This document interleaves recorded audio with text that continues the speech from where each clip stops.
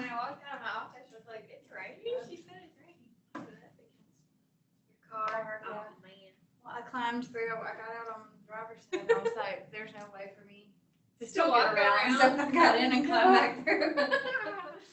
It's so quiet around here. I know. Look at this is our new setup. One person to a table. I mean, my classes are never any bigger than that anyway, so it works for me. Yeah. I turned your screen off and off. Thank you. Well, but I've had students asking me if we could do it all online because I've got moms that have kids that don't know where for kids to go. So yeah, I guess my hybrid class is probably going to be more online and probably reviews like this. I guess I don't really know what are most of the teachers doing. Same. I mean, they're doing hybrid as long as they can, and then if something comes up, technically we have to give them an online component. Like if the mom can't come, then we have to give them some type of same online version. So you could still have class here, and you could provide a Zoom number for them because yours is Deal anyway. right. So we could give them the Zoom number to connect in with you if they wanted to call in on their cell phone and listen and at least see you do a problem. Okay. And it would be recorded so they could watch it later. So they wouldn't have to be real time. We could always give them that recording permission, and then they'd have access the whole semester because it's not a one-time permission. Well, and I can record lectures that aren't live recorded lectures too, right? And Right. post those. Right. On that studio app on Canvas, you can do little like problems, work them out for them, and then post that as an example video. Okay. And do that too. I need an example syllabus or something. I've got to go figure out what I'm teaching. That one that I sent you isn't helpful because that person that they use as the standard doesn't lay it out like we're going to discuss this, and this these weeks. They're not that detailed. I may could. I'm trying to think of who's over the accounting. I know it's like business, but I'm trying to think of another professor you could reach out to, like the one who did teach it here for us, hybrid. She taught from main campus in ELN, and she was super, super sweet. She was actually would come down here all the time because she knew somebody locally. Okay. So I wonder if I could reach out to her and introduce you to her Okay. and say, like, do you mind giving a breakdown of how you do your weekly, monthly That would be great. breakdown? I'm kind of under her name and I can't, but I have it in my office, in my email system and everything. And like I said, she was super sweet to work with, very accommodating to the students who were struggling. But she used ProctorU, and things like that for her exams, and we had some trouble with them. So then we really had to start working with her more for a student, and she was nice. Okay. Well, yeah, that would be great. I need to figure out a layout. I hope it's not tons of problem working. Not that I can't do it, but it looked like it was more accounting theory for that person. So, Right. I remember her having a little of both. Like her text, I remember her having like a multiple choice short answer version for the text, and then you had to work a problem or two problems during that for a test too. So it was a mixture. A little bit of both. Right.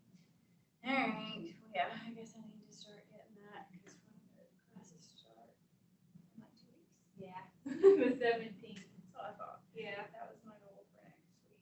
But hey, B-Law, you don't have anybody in there. I know.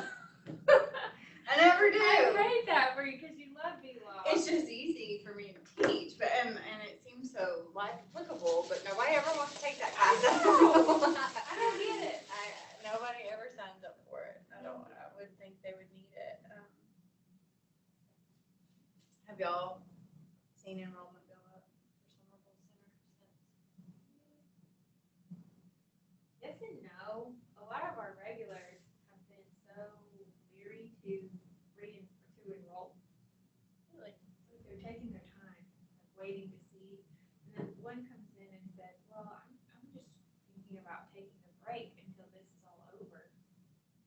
And I looked at her like, "I don't think it's gonna ever be over. This is gonna be a new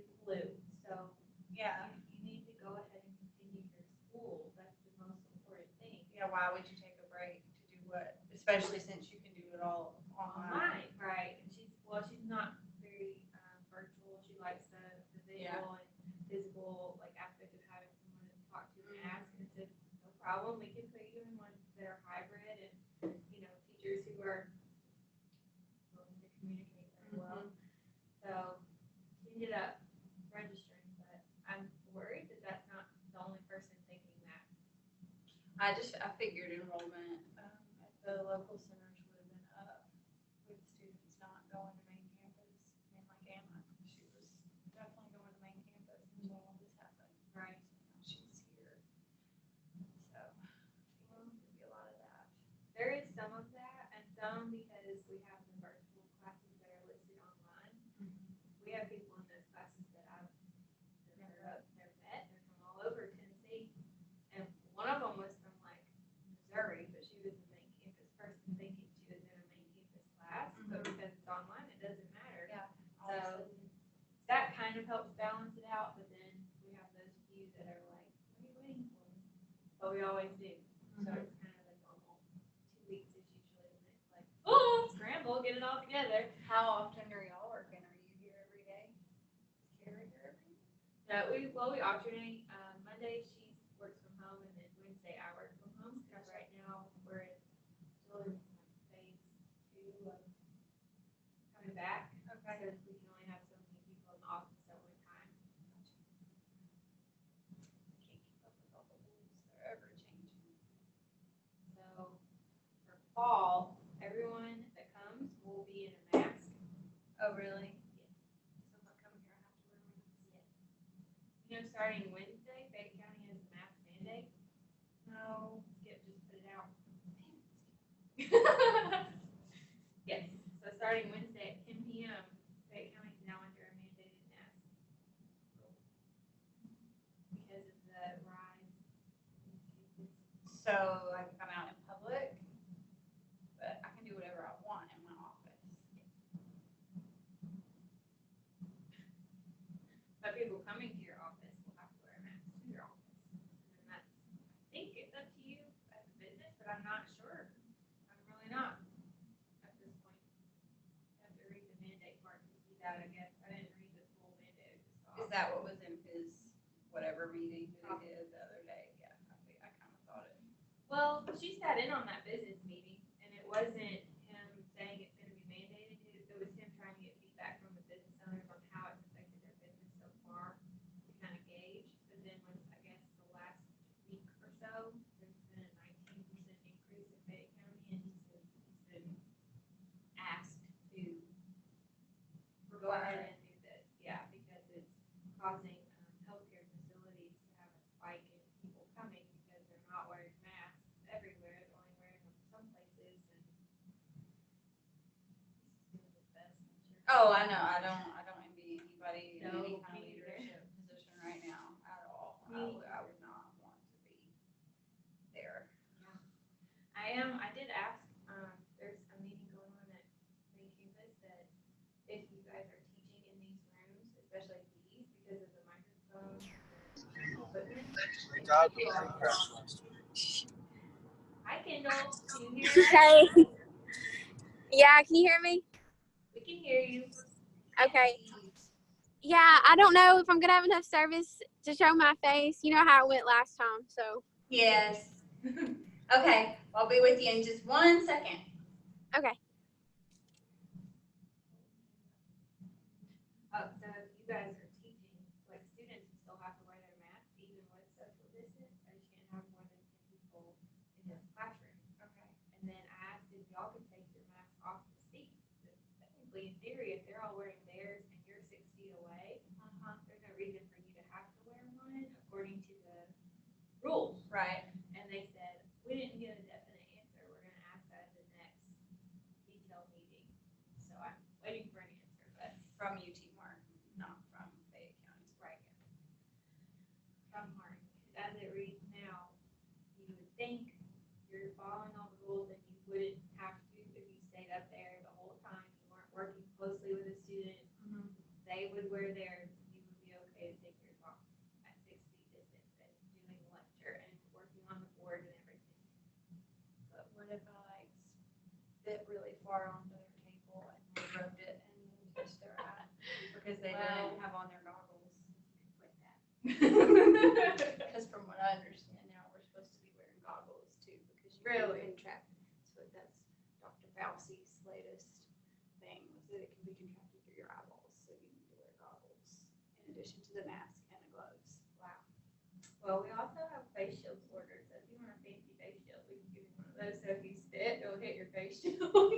That's what my mom's been wearing at the election commission because they had to wear them, and she was like, I just can't do the mask, Yes. so she did the face shield instead. If anything, you look like a really cool welder. I want to do what I need to do, but I'm gonna have to break down and buy a real one and not just keep the disposable one. Yeah. I have one up front. We got 300 for free. Oh, nice. Of the disposable ones or UT Martin ones? They're not UT Martin. They're from the health department. So they're like the cloth based everything. They have like a little nose pocket and a little chin pocket, which I haven't seen before. But they do tie. So it's like, but I saw some people tie them from behind your ears. So you know what? I'll give you one. You can keep it in your car and you can decide.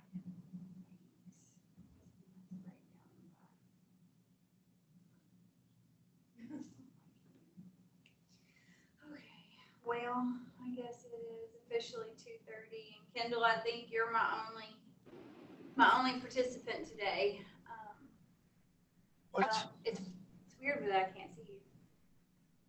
Yeah, well, see, I'm in the vehicle, because I just don't have good service at my house, so it's I'll tell you. it's just hard. I don't even know how to work this. I completely understand. I'm used to working off faces. Okay, well, I think it's just you and me today, so I'll come by and see you if you can find that other teacher. Yes. That'd be great. Okay, thank you That's the very number in much. case you get disconnected. Okay, and this is gonna get recorded, right? It So is we can being send it to recorded. Rachel. Yep. Okay, thank you very much. You're welcome. All right. Yeah, I think it's just you and me again today. Rachel had some family stuff come up, so she could not be here. Can you see me? Do you need to see me? Are you good with just my voice? Yeah, I'm fine with just your voice. That's how it is. It's like we're just on a phone call right now, pretty much. Okay. Do you have outlines 6, 7, 8, and 9? Yeah. That's what we're going over. I have got you. You've already turned in your writing assignment, so we're good on that. So we will go through this stuff and then wrap it up. Do you have any questions about anything before we get started? No, not so far. When will the writing assignment be graded? Well, I can tell you, since you turned it in, you probably did very well. So I'll have them graded by the time I grade your final exam. But if you turn it in, Okay. you do really well. Gotcha. Okay. So yeah, you should be all good on that. And your grade is made up. Your final grade is made up of midterm, writing assignment, final, and then attendance and participation. And of course, you'll get full credit for the attendance and participation. You did real good on the midterm, and you did very well on your writing assignment. So you should. Yeah. Yeah, I would say if you just show up for the final, I have a feeling you will finish with an A. So. Okay. Any other questions? No, that was the big one. Okay. Well, definitely don't stress over that. So, all right. Well, then we will just go ahead and get started with outline number 6. This is the very basics of legal interviewing. So this is really, I don't know that there's a whole lot of meat out of this that's going to come. It's going to be on the final. But let me kind of look through it. Motivate the client's participation, use questioning techniques, allow the client to tell the story initially. All right, so some things to keep in mind here. So number one, it talks about how to motivate the client's participation. And it mentions active listening. So, there's a difference between having a conversation with somebody and looking them in the eye and responding to what they're saying. And that makes people feel like you're engaged and you're listening, and it's highly more likely that they're going to give more information if they feel like you're actually involved in the conversation. Versus, say, looking at your phone or interrupting them or just kind of nodding along. So active listening means you're not just staring at them blankly. You are actually engaging in the conversation while they talk. So that's very important. Whenever I meet with clients, I make sure that I don't meet with them in my office where I'm sitting behind my computer and they are sitting across from me, because I can't not get distracted by my computer and emails and things that keep popping up. So if I'm meeting with a client and I'm really needing to do some intake information, I'm going to meet with them in our conference room where there are little to no distractions. So, Gotcha. Active listening. And it talks about the first step in the interview is developing rapport and motivating the client to talk freely. So another thing to keep in mind, when a client comes to meet with their attorney or with a paralegal, if that's the first meeting, they're probably coming in because there's something unpleasant going on in their life. I don't usually meet with clients because, they won the lottery and they're so happy and they're trying to figure out what to do with their millions. Usually when somebody comes in to meet with an attorney, it's either because they are being sued or because they want to sue somebody else, or because they're getting a divorce, somebody has died, some sort of adversarial situation. And they might not be real excited about just immediately coming in and spilling their guts and telling you their whole life story, especially if it is over something somewhat emotional, which it usually is. There's usually emotion involved. So when you start out the initial interview, you want to do anything you can to develop a rapport, and what that means is to make them feel comfortable, to make them feel like they can talk to you, to share maybe something about yourself or anything similar that you might have been through, or something to kind of open that up, to make them trust that they can tell you the details of their story.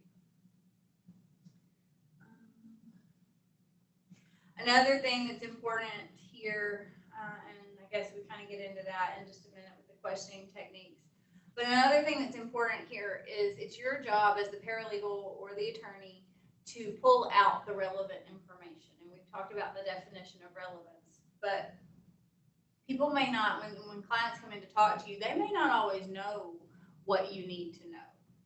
So there may be certain facts about what has happened that could be pivotal to the case, but they don't know it. So it's your job to pull the information out. It's your job to know what you need to know, and pull those pieces of the puzzle out as you begin your conversation.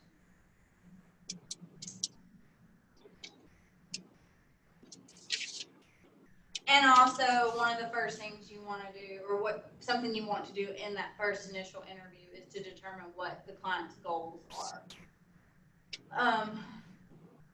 Is their goal to get money, to get reimbursed for something? Is their goal to obtain custody of their children? Is their goal to really, they're just mad and they're looking for somebody to vent to? But you've got to figure out what are their goals, and is it something that you can attain?